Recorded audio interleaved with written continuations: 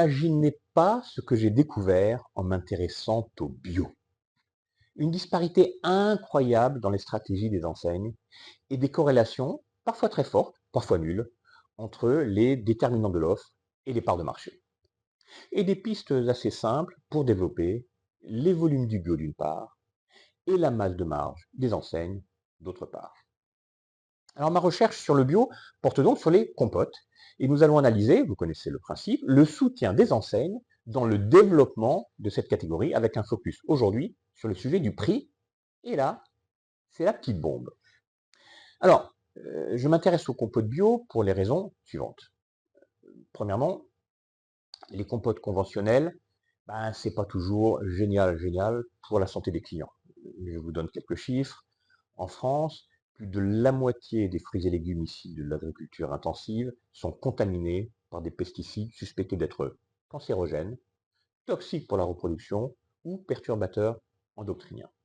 Pour les pommes, c'est 80%, ce qui s'explique tout simplement par le fait que les pommes non bio reçoivent en moyenne plus de 35 traitements par an, 22 fongicides, 9 insecticides, 2 herbicides et 2 régulateurs de croissance. Cette étude de l'UFC Que Choisir montre que les principaux fruits bio qui composent les compotes sont 5 à 8 fois moins contaminés que leurs équivalents issus de l'agriculture intensive en raison de l'interdiction des pesticides de synthèse. Et nos amis américains ont dans ce registre mené une étude assez intéressante, même sur un échantillon un peu court à mon goût. Et en effet, et c'est ce que vous voyez à l'écran, en seulement une semaine, les foyers ayant basculé vers une alimentation bio ont vu les produits chimiques détectés dans leur organisme baisser en moyenne de 60%, c'est assez stupéfiant.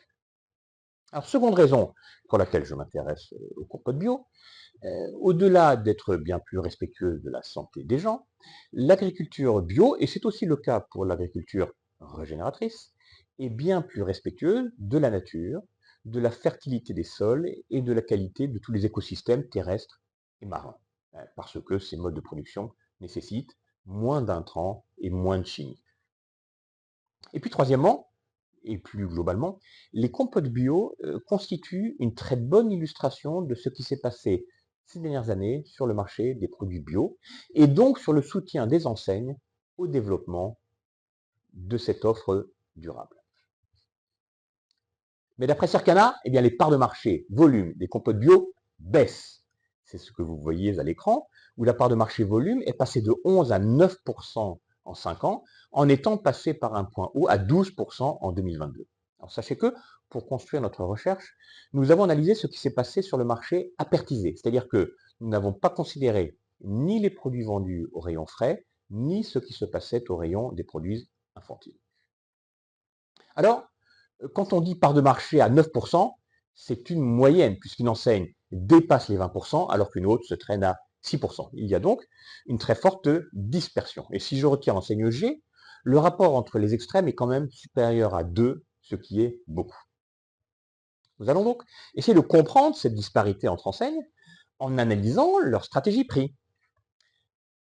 Et pour mener cette recherche, nous avons analysé avec Circana l'évolution du ratio entre le prix moyen des compotes bio et le prix moyen des compotes non bio, ce ratio constituant une forme d'indice de compétitivité prix relatif du bio versus le conventionnel. Et bien sur 5 ans, c'est ce que vous voyez à l'écran, ce ratio a légèrement évolué favorablement, puisqu'il est passé de 1,68 à 1,58, avec là aussi de très fortes disparités entre les distributeurs, parce que l'enseigne D, par exemple, présentait un ratio supérieur à 1,8 en 2020, alors que le meilleur élève aujourd'hui, ils se reconnaîtront, c'est l'enseigne C, avec un ratio bien inférieur à 1,4. Alors attention, ce sont des prix moyens. Et le tarif de l'industriel, tout comme le choix de faire sortir des rayons les références du déci prix le plus élevé, peuvent également constituer des facteurs explicatifs de l'amélioration de ce ratio, au-delà de la stratégie de marge des enseignes et de leurs conditions d'achat. Bon, alors je suis ensuite allé regarder s'il y avait une corrélation entre ce ratio des prix relatifs et la part de marché de nos compotes bio. Ce sont les deux graphiques que vous voyez à l'écran, avec mon indice de compétitivité prix en abscisse et les parts de marché en ordonnée. À gauche, 2024, à droite, 2025. Et on observe que le coefficient de corrélation se balade entre 0,15 et 0,22, Ce n'est donc pas tellement un effort sur le prix, relatif ou absolu, qui semble devoir faire décoller ces produits. Alors c'est assez troublant parce que c'est assez contraire à ce qu'on entend depuis 2023, où on nous expliquait que le bio c'est trop cher, à cause de la grande distribution, et que c'est pour cela que ça s'est cassé la figure. Alors j'ai tenté une autre approche. J'ai pris deux bornes, 2020-2025, et j'ai regardé par enseigne l'évolution de cette compétitivité prix du bio, l'évolution de mon index, donc la vitesse de repositionnement du prix du bio versus le conventionnel. Et c'est ce que vous voyez à l'écran par enseigne. Vous voyez que certaines enseignes n'ont pas fait d'effort. Au contraire, puisque la compétitivité prix du bio versus le non bio ne s'est pas améliorée. Par exemple, les enseignes E et G, pour lesquelles ce ratio est resté à peu près identique entre 2020 et 2025.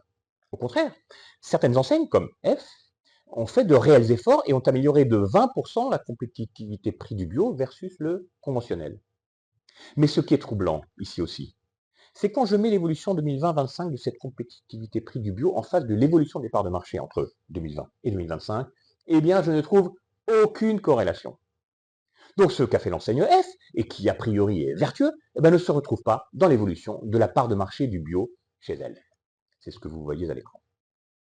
En abscisse, l'évolution 2020-2025 de la compétitivité prix du bio, et en ordonnée, l'évolution 2025 de la part de marché. R2, mon coefficient de corrélation est égal à 0. Alors en conclusion, les enseignes ayant amélioré la compétitivité prix des compotes bio sur la durée n'ont pas significativement développé la part de marché de cette famille, même si l'intention était louable. Tout ceci me semble donc constituer une opportunité pour les enseignes qui cherchent à améliorer la santé de leurs clients, préserver la nature et les écosystèmes et développer leur masse de marge à la catégorie. Elles peuvent donc revoir raisonnablement leur mix marge sur ces produits, mais surtout penser à améliorer la part d'offre des références bio, comme nous l'avons vu lors de l'épisode précédent. Le pouvoir des enseignes pour un monde plus durable se joue donc ici sur la taille de l'offre à consacrer au bio, moins au prix relatif versus le conventionnel, même si tous les efforts sur ce chapitre seront les bienvenus. En effet, lorsque ce marché bio sera plus important, il faudra vraisemblablement jouer avec les codes de la catégorie en termes de prix. Lors de notre prochaine analyse, dans quelques jours, je vous parlerai de promotion.